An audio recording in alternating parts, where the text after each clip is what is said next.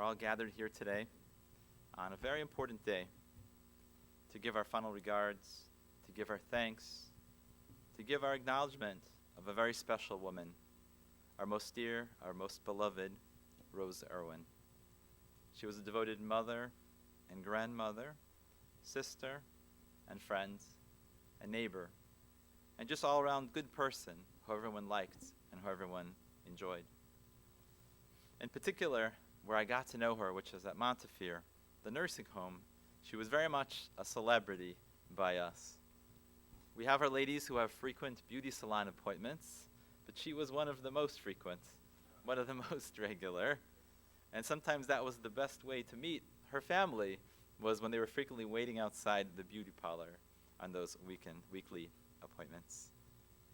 So today is the end or the closing time of the holiday of Sukkot, which is a time of joy and happiness.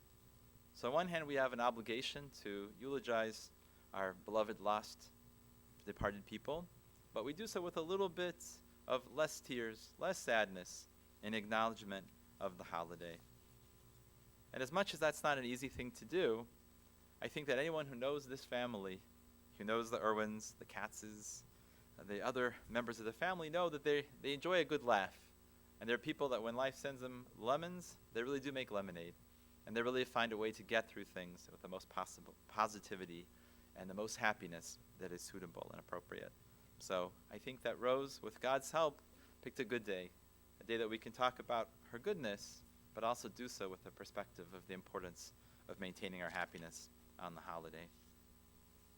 I'm going to start with a selection from the Psalms, which is the Psalm 121.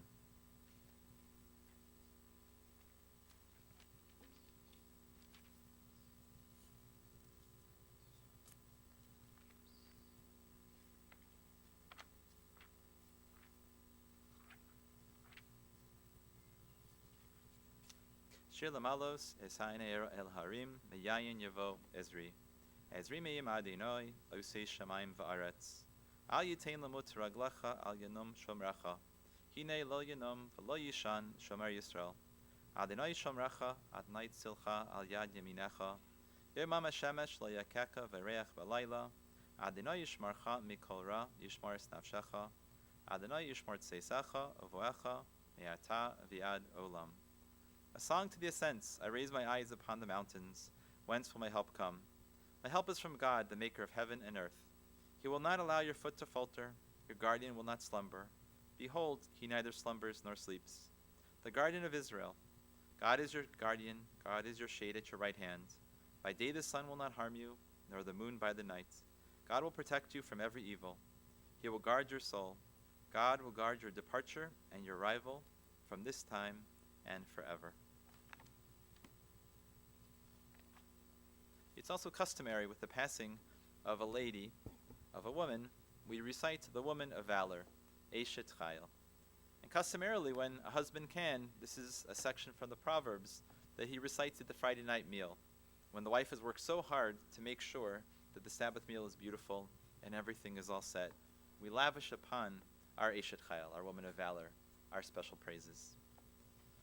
Eshes Chayil miyimsa v'rachok mipni nehi mechra patach ba'lei vala v'shalo lo yeksar gamal sutoy v'loira kol yemei chayecha darshet semer ufishtim v'tas b'chapetz kapecha haisa keni yoisaycher mimerchak tavi lachma Betakam biyai laila, titin teref, lavesa lachaik nairosecha, zamamasa devitika heichu, mi pricha peknatu karem, chagra bayois masnecha, betame zoyasecha, tama kitoiv sachra, lo yechba belayla, neira yadecha, shilcha vakishor, vekapecha samchu fale, kappa parsa liani, Ve'yadecha shilcha li'evyon l'sira mi'beisa mishaleg ki kol beisa levushanim marvadi masasala sheish vargman levusha noda b'sharim bala b'shifto ihim ziknei yaret sadi masasavatim kor ve'haganat nerkani oz ve'hadar levusha v'tislek le'yom acharon, picha pascha behachma, v'sayras chesed al yeshayna tzafiyah halicha ispesa, v'lechem al tzusos ochel, kamu v'necha v'yashura, ba'ala v'yehala rabos panos asochayil, v'yasali sakulana, sheker achein, v'hevel ayoyfi, isha yiras adonai, Isis halil tenula, mi priyadecha, v'halalucha, b'shari masecha. A selected translation. An accomplished woman who can find far beyond pearls is her value. Her husband's heart relies on her, and he shall lack no fortune. She repays his good, but never his harm, all the days of her life. She seeks out wool and linen, and her hands work willingly. With strength she girds her loins and invigorates her arms. She spreads out her palm to the poor and extends her hand to the destitute. She fears not snow, for her entire household is clothed with scarlet wool. Strength and majesty are her garments. She joyfully awaits the last day. She opens her mouth with wisdom, and a lesson of kindness is on her tongue. She anticipates the ways of her household, and partakes not of the bread of laziness. Her children arise and praise her. Her husband, he lauds her. Many have amassed achievement, but you have surpassed them all. False is grace, and vain is beauty. A God-fearing woman, she should be praised. Give her the fruits of her hand, and let her be praised in the gates by her very own deeds.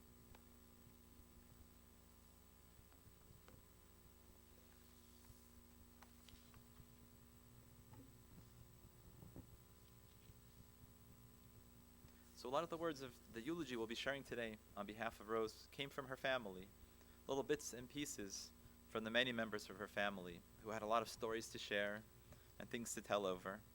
And in particular, Carol, who's an excellent narrator of keeping everyone's little stories and everything all together so beautifully. As alluded to before, many of us at Montefiore knew Rose and Carol and Irving and the whole family very much through our daily encounters with them in the nursing home. And before I even really got to know them too much, I had a sense that there was something different about these people. The way that the Irwins took care of each other, the way the Irwins talked to the staff, the way the Irwins dealt with problems. They just seemed like had a smart way of dealing with things, always did so kindly and patiently and softly. And even though there were people, if they needed to, they could put their fist down and tell you pretty strong what was wrong. But very often they decided that wasn't the right way. If there was a problem, there was a much better, smarter way to solve it. And they really became great friends with a lot of the staff. And the staff not only did their jobs, but they felt like they were taking care of their friend's mother, their own mother, the way that the Irwin family learned to relate and became close to the staff at Montefiore. So that's the background to this story.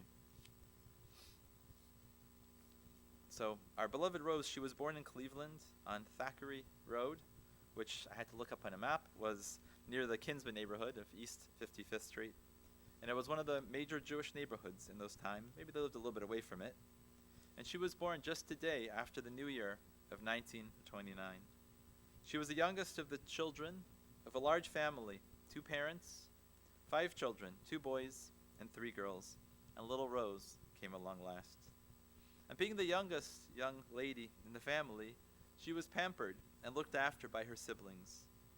And especially because she and the rest of her family had a terrible loss. They lost their father when Rose was just 9 years old. But she came from a tough family. The family had its business, a city dairy, which was very successful. And Mom just took care of things. Mom kept on running the business, and the brothers and the extended family helped to make things go for her as well. And this was a hardworking, very devoted family. And they were not only sweet on the inside, but they made sure that people enjoyed sweetness on the outside. One of her brothers started the Harwell ice cream factory, which later was merged into Piers Ice Cream. And another one created the Eagle ice cream. So we have a lot of them to thank for the sweet treats in her life growing up. And she grew up seeing hard work and dedication, and her mom running the dairy and its many operations and its many employees. The funny thing about Rose was that she really loved this stuff.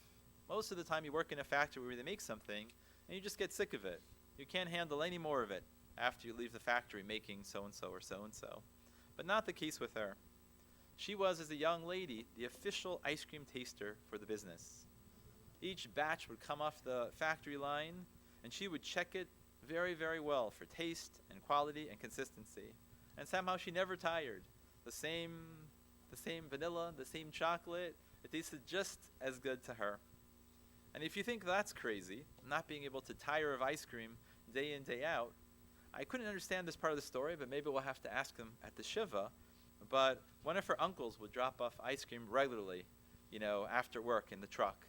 So as if she didn't have enough ice cream at work, she had to consume the ice cream at home as well.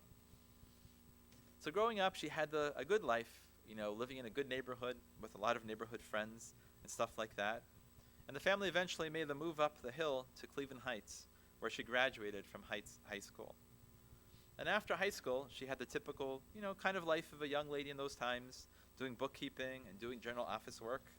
Things were a little quiet. Maybe she thought she would find a nice young man. Maybe she thought she would get married. Who knows? So one day she went to a party. And at this party, there was a lovely gentleman named Irvin. And that's a name you can't forget. You have to stop a little bit when you say Irving and Irwin. And that young gentleman was there, but unfortunately, he was not alone. He had another young lady at his arm. And so in those days, you can't think of someone switching so fast, like in the movies, but apparently that's what happened. They looked at each other. They realized that they were better for each other than what Irving walked in with. And they walked out with each other. So it was really love at first sight for both of them. She was just 19 years old at the time, and Irving was just a couple years older. When you would ask him what it was that got things going at that party, they would simply say that Rose just liked him, that she saw a spark of something special in his eyes. And of course, Irving, being the teaser, he would say, well, at the time I had a nice new car, and I'm sure that helped greatly to grease the wheels of the relationship. But anyone who knows Irving knows what a great guy he is, so he's just being modest. So they really came from different backgrounds, different kinds of families, but they made their marriage work. And I think Irving is an example for all the husbands to be of what it's like to dote and to take care of your wife. He was always going out of his way to take great care of her, spoiling her all the time, making sure she had all the little things and the big things that she ever wanted. A nice home and nice clothes, making sure she had some house help occasionally so that she could enjoy her life and get out a little bit. But it didn't come easily. He was not a millionaire. He had to work real hard at work, long hours, long days, to make sure he did this for his wife. But it was definitely worth it. It was an excellent investment that he could make in his wife. She was a great homemaker, and she made sure every single speck of dust was carefully under her management and not lose her supervision. And the thing about her rules at home was that she was very much in charge, and things went much more smoothly if you just followed her rules rather than suggesting your own. The two of them had lots of friends. They were very social, always going out on the town. And I guess in those days, there's people who went out on Saturday nights with white gloves and ones who went without white gloves and fur coats. And they were the former. They were dressed up to the nines, all the good stuff when they would go out at nighttime, because that was the highlight of their week, when the two of them and another couple would hit the town for some joy and happiness. Rose was a very busy homemaker, always taking care of the kids. But I think anyone who knows her kids knows that they are very independently minded young people, and they kept her pretty busy with a lot of their independence, let's say. First came Carol, then her brother Robert of blessed memory, and then Jane. And she tried to be very involved in their lives, doing as much as she could for them, seeing how their school was, seeing how their lives were, trying to make sure they had a good, stable, happy home when they came home at the end of the day. I can't say this enough, but she was always dusting. She was always cleaning. She was always cooking, and she was always baking. She'd always make sure that there was a very nice meal on the table at the end of the day. In fact, there was a time when she was younger and she had more than enough energy, and that every Friday she would swap out the contents of the cupboards. It was almost like Pesach, Passover, every Friday, it sounds like, taking everything out and putting it all back, making sure it was spotless and cleaned and organized. Every Friday night she made a traditional meal, but it was usually something very special, fried chicken, or very often it was lamb chops. And lamb chops aren't something you have every day, as far as I know. But her kids would often say, "Oh no, Mom," or not to her personally perhaps, but they would say, "Oh no, lamb chops again." So that's how she was, always the fancy meals. She wanted to teach her kids a lot. She wanted to give them good lessons in life. Some of the very simple but very important lessons that you want to give over to your children. There was a girl in the neighborhood who had polio, and Rose would always encourage the kids to have her over. And she took the time to explain to them what it was like to have polio, what the challenges of the disease were, how she would feel, what life is like for her. And they made sure to invite her to meals and to have her over at the house frequently.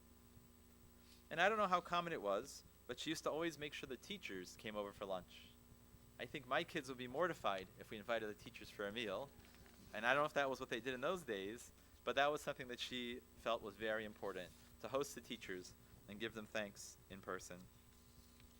And she was a great entertainer. She wouldn't just have the house all nice. She wouldn't just be wearing very nice clothes and serve a delicious meal, but it was other things too, the special touches, putting on some nice music as they walked in, things for them to sing along to. I wanted to share with you a little bit of something very special that I heard from her grandson, from Justin, and that I've hinted at the fact that she was a very strong personality, a very free-spirited woman. And so Justin was telling me how when he was young, when he was really little, that they would watch TV together. And I said, "Oh, you must have watched cartoons, or something appropriate to Justin's age at the time, which was just a few years old." And he said, No, we used to watch the Golden Girls together. And I asked Justin, I said, but aren't some of those jokes a little mature? Some of the humor is just, you have to have a little more age under your belt to really understand what they're talking about. And so Justin said, in a very respectful way, he said, "I think that my grandma considered herself to be just like the Golden Girls. They were very confident and a little snarkish at times. They had a great sense of humor, and they really never felt like age could stop them in any way. Age was just a factor. It didn't necessarily dictate anything about the way that they lived their lives." And so maybe she saw on the screen among all the different Golden Girls an encapsulation of her own personality that she enjoyed very much. So I alluded to the fact that her kids had a very free spirit, and their independence kept her very busy, but she definitely tried her best. But one of the funny stories was that I guess there was a lot that had to be managed about her kids, that her and Irving had to speak in Yiddish to one another. And the thing, occasionally the parents speak about their kids in Yiddish, and they think that the kids don't understand, but the kids eventually learn. But it sounds like in this family, they had to speak so much in Yiddish about the kids that the kids basically became fluent in the language. So I don't know if that's fully true, but that was the implication that I got. But one of the nice things about this family wasn't the fact that they were a beautiful nuclear family, but they both came from big families, Rose and Irving. They both had their 5, children in the family, and the extended family was a big part of their lives. All the time they would see each other, have each other over for holidays, and get-togethers and whatnot. And I think it was her brother who would visit every single day on the way home to work. Before he went to his own family, he would see his sister after work each and every single day of the work week. So anyone who knows Carol and knows one thing about Carol is that she loves animals. In fact, I think that's what makes her the sage and the matchmaker and the neighborhood guru, was the fact that she's always out and about with the animals, walking people's dogs and things. And this love of dogs and cats and animals didn't come from nowhere. It came from the fact that her parents deeply loved dogs. Irving loved dogs rather, and Rose loved the cats. All kinds of animals. And all the time, Rose would take her kids to see the animals. But many things were very happy and wonderful in her life, and many things were hard. And one of the hardest things was the fact that she lost her dear son Robert just about 20 years ago. And just like any mother, you can never forget the loss of your dear son. This indeed was very, very difficult for her. It was very, very painful. But she got a lot of joy from his family, his wife, and his children that he left behind. And she very much cherished the relationship with Barry and Daniel. And you might think of Mom as Rose as being this glamorous lady who was at home all the time, but she was very much a working woman as well. She spent a lot of time working at Irving's restaurant, which was the West 6 coffee shop. And very often, she made sales go very well because she had two unique favorites. She made the banana cake and the matzo balls. And she actually made them at home. They were so special and so good, she had to make them at home in her own kitchen and bring them over to the restaurant to serve to the customers who really loved it. When Irving retired, when he was 58 years old, he was working a little bit part-time and then completely retired. They finally had some time to let their hair down and to have some good times together. They did a lot of traveling, and in fact, they went to Israel, the two of them, which was a very special destination, and other places around the world. But one of the things about these two, about Rose and Irving, is that they were people who were always family people, always giving to their children. So even when their children grew up and they became adults and they had their own problems and their own needs, they could still come to Rose and Irving and put, and lay some of their burden upon them and get some of their advice. And that they were always happy to help and to be there for their family whenever they could. She loved the fact that she could raise her grandchildren and be a part of their life, change the diapers and watch over them, even later into her age. And so they had a very good life to her, Irving and Rose, and they had really the golden years that a person could hope for. But one sad thing happened, one hard thing happened, is the fact that Rose started to lose her memory when she was in her 80s. And this was very scary for her. A lady who was always so independent and always so in control of her destiny and her own life.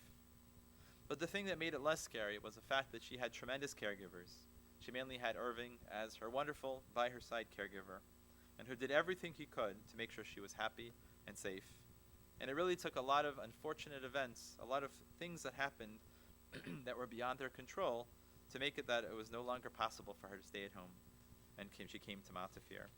And when she came to Montefiore, they really tried their best to really bring the family life home with them, to make sure that she didn't leave her family life, even though she was in this new place. And I said a lot about what great visitors they were to Montefiore. So in fitting with the spirit of the holiday, I could tell more stories and more stories, because of the goodness of the narration in the family. And I think that the Irwins are not people who are short on words. They always tell you a story or two or three or four. So it could be my long-windedness is just their fault, not really my own. But we just leave with the memory of Rose, a lady devoted to her husband and devoted to her family. And she had a certain toughness about her. She had a certain firmness about her, but it came with a lot of love and caring and devotion. And she really was a very happy mother and grandmother.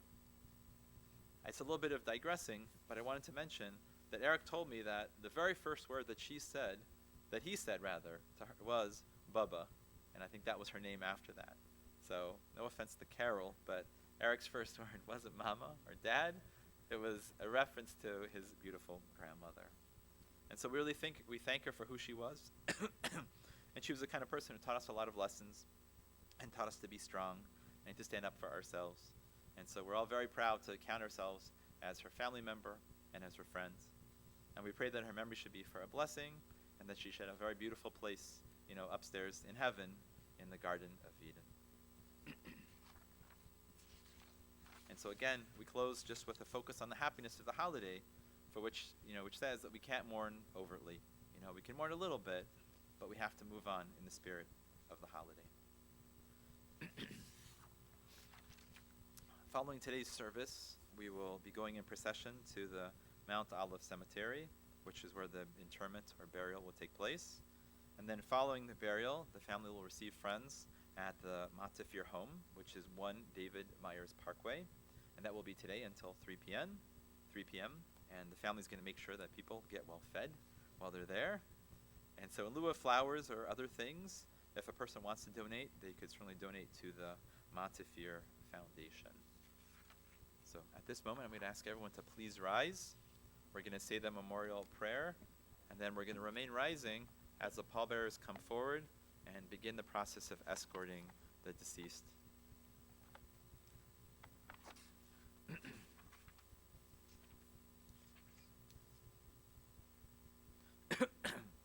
El Mali Rachamim, Shoichein Bamromim, Hamsei menucha nechaina al kanfei hashchina. Bimalos kedoshim utahirim kezarakia mashirim. Es nishmas Rose Irwin shahalacha lo'olamo.